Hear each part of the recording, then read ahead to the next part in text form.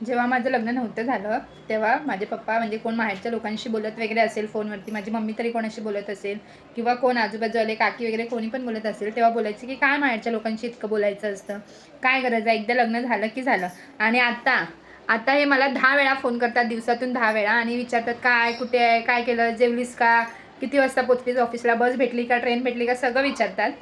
आणि तेच त्यांच्या लग्नाच्या आधीचं मत असं होतं. काय म्हणणं आहे तुमचं यावर? मुलींची आवड असते, मुली आवडीला चांगली आहे. मुलींची आवड जास्त झाली म्हणून ये, 2 दिवसांनी ये, 3 दिवसांनी ये, जवळपास आहे म्हणून तर तिला बोलतो ये. लांब कुठे असते कोण बोलवणार? स्वतः आता 10 वेळा बोलवतात, 10 वेळा.